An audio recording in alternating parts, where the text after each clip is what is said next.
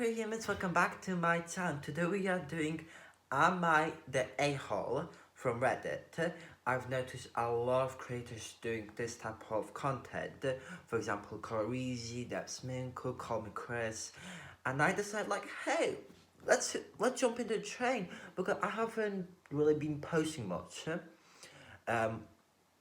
Not reactions, but I mean like talk throughs, like sit down. So I'm right now on the page, but the thing is I won't be putting it on my, let's say here, because then I don't know how, because I'm doing it from computer.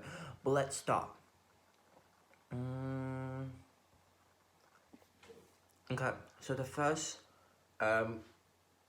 confession is, am I the a-hole for asking my husband not to come home after he attended a funeral for a family member? Damn, that's a lot of reading. We're supposed to attend my husband's grandfather's funeral together, but I end up getting very sick the night prior, so I stay home the day of the funeral. Okay. I don't want anyone else getting this.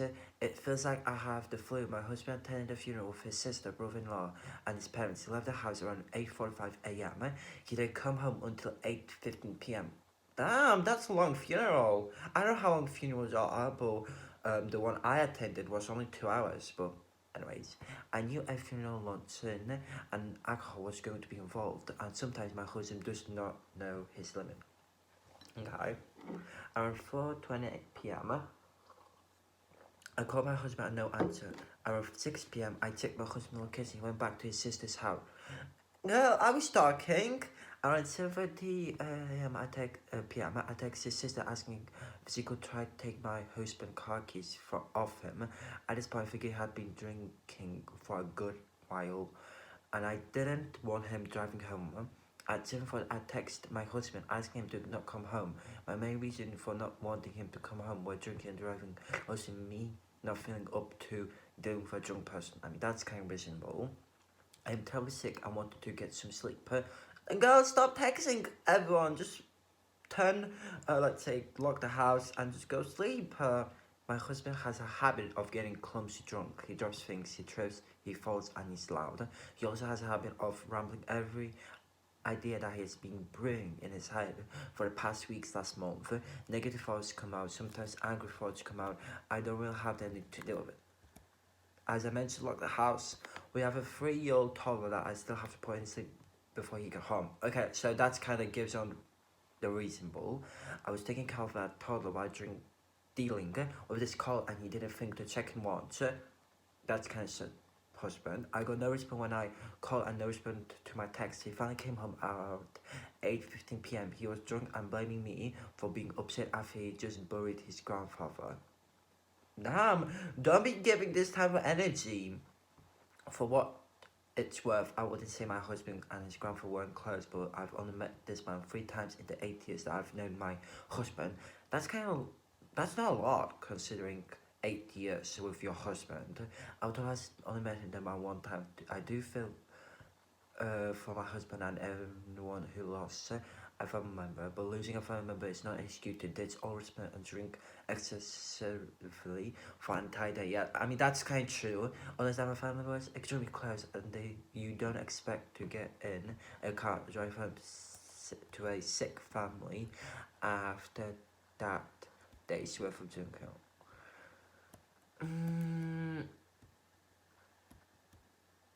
Okay, so I read the everything. So my honest opinion is, no, you're not the a-hole.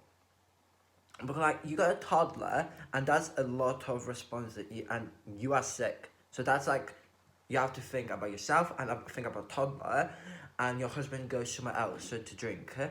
I know it's a funeral, but you know, you gotta kind of loosen it down, because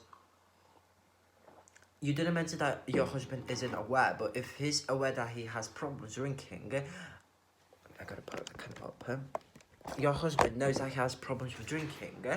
I suggest that he should like take control of it. Like, okay, I'm gonna go in for a bit and then go home and check on my wife and my toddler. So you're not the a-hole. He's kind of a-hole, honestly, but I still don't know how it's like losing someone. So Let's just pick a random. I'm gonna move up and down. Okay.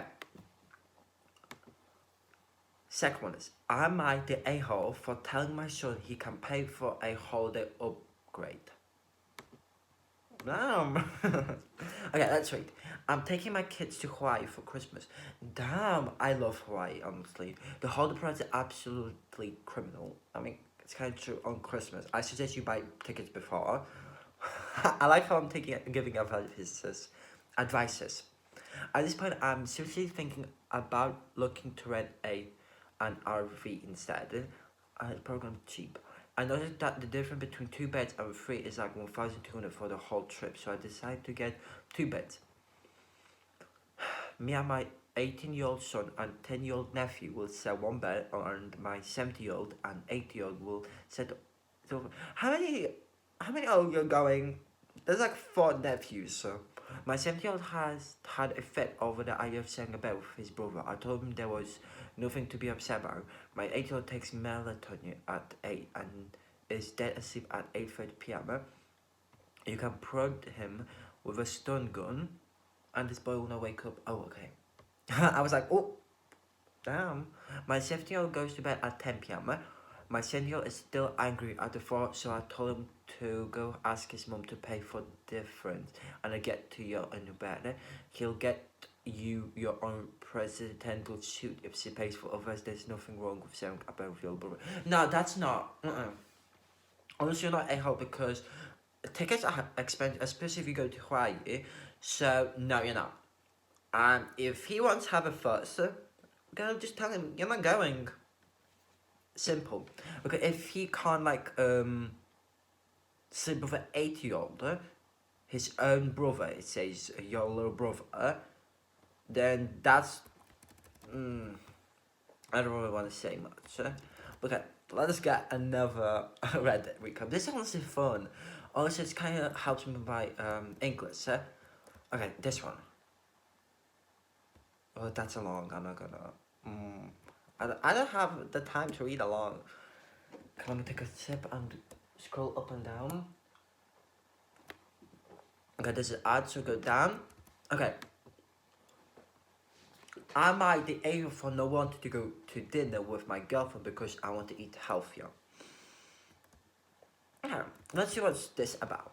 My girlfriend, 44, and I, 27 female, were talking about what to eat for dinner, okay?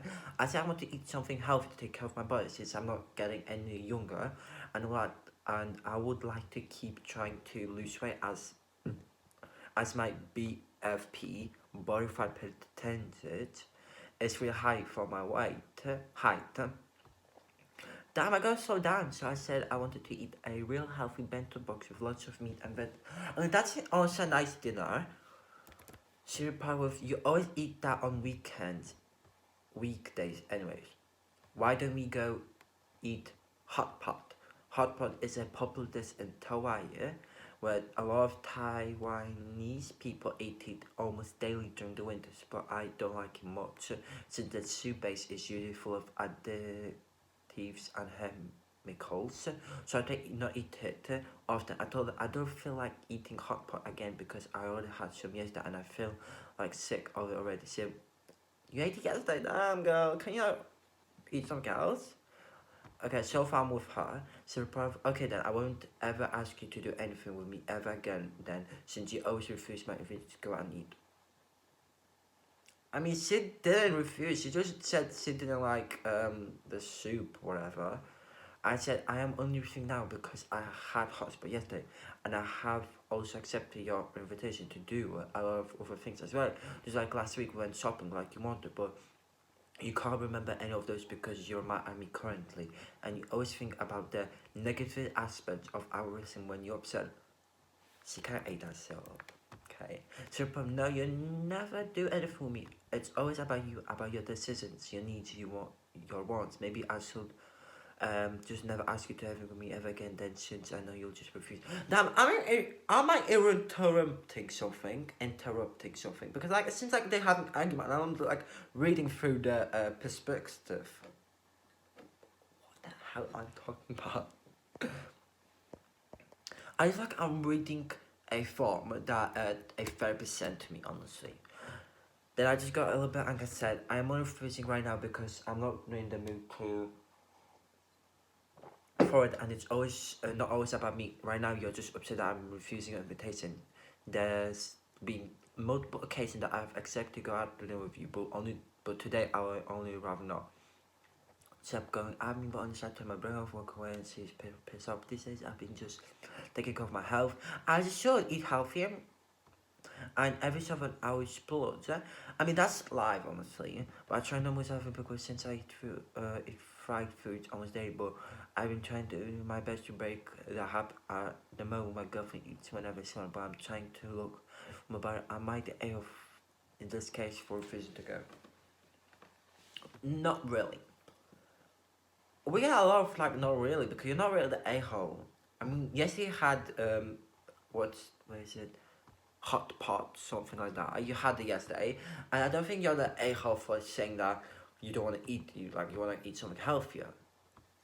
And a healthy bento box with a lot of meat and vegetables sounds amazing, honestly. So you're not the a-hole in this situation. You're not. So you are. This is the last radio cut, but I just scrolling down because most of them I'm like, what the hell? But I've noticed this one. Am I the a-hole? I snitched on my best friend of 5 years. I was like, oh, this might be interesting to look, and there's a lot of reading. So just buckle up. We're gonna read. I, 15 female, had a best friend, 15 female, who we'd call Liz. Me and Liz have been friends since 5th grade. We reconnected the summer going into our freshman year. Since then, we've been extremely close. I bought her things. She slept over at my house. We told each other everything, and I dropped people because of her. Okay.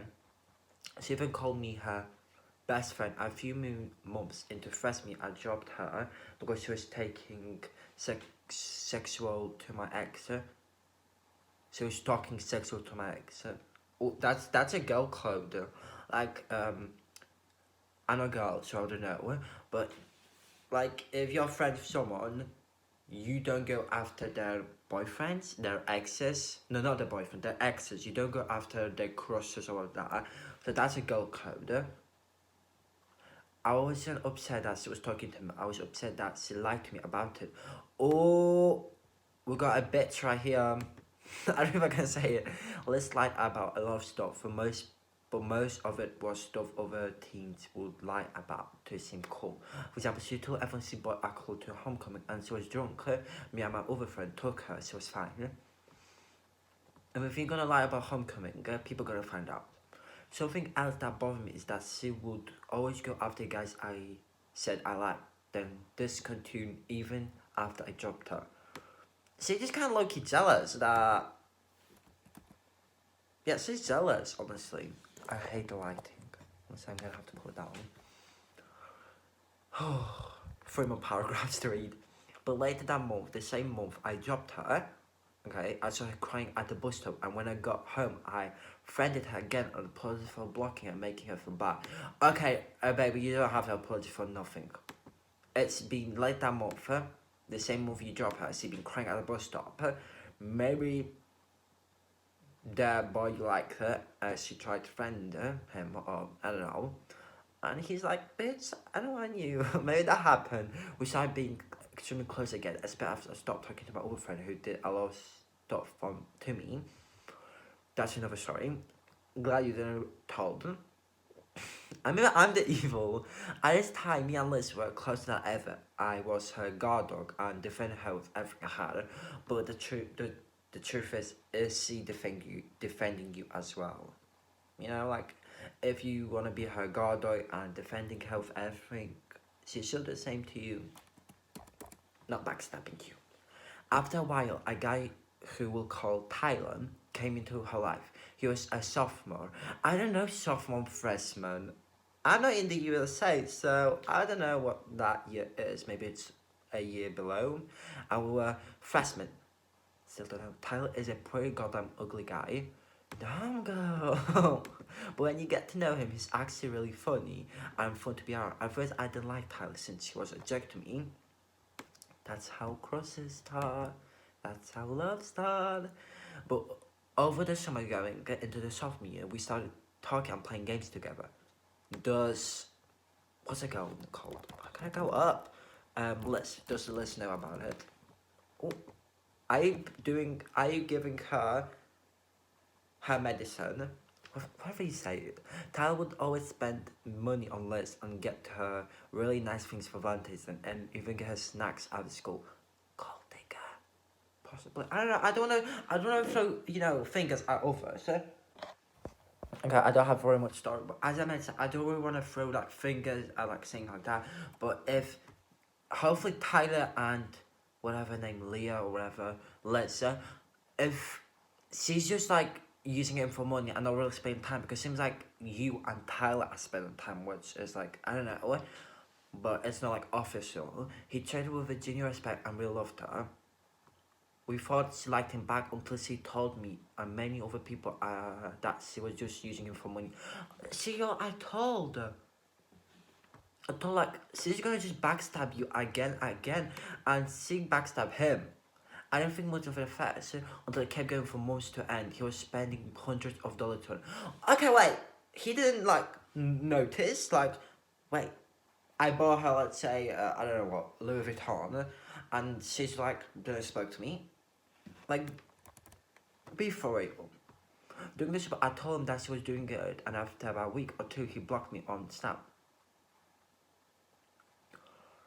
Ooh, I was a bit hurt about it, but I didn't tell anyone. Though we were friends, he told me about how Liz was shit talking me. Oh damn, Liz, you are a backstab. I never could confirm about this. I don't plan to. Anyways, the first day of our sophomore year, so this is he was higher then. I was sitting at the same table as her ex. I was sitting there for my friend who I'll call Rose. I'm glad you found a new friend, Rose. Like that, you don't deserve Liz. Doing loads after lunch, she messaged me on Snap and said bye. I didn't know what she meant until 5 later when she disappeared from my pin on Snap that we haven't talked since. I made the hold up.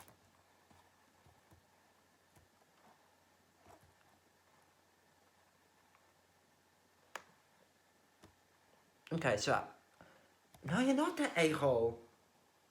You're not the a-hole. Oh no, girl, you're not even close to being the a-hole. You just tried being a good friend, try to be protected, trying, being truthful.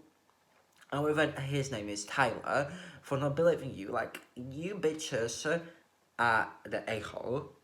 Oh my god, we got today, during the video, we haven't even got the a-hole. We just got you're not a hole. Because, honestly, it sounds like Liz is a dangerous human. Like, she will manipulate you and do a lot of horrible stuff. And like, crying at the bus stop, like, please, you probably were faking it. I mean, I'm the villain for throwing shade at everyone, but I knew like she was gold digger immediately before she mentioned about it. I'm from gang signs, but this is the video. I don't want to run my storage on my phone, so this is it. I hope you all enjoyed this little recap. I'm at the a-hole Reddit, and you'll stay hydrated because water is healthy. I need to buy a new phone because this storage is pissing me off. So bye, pre-humans. See you next time.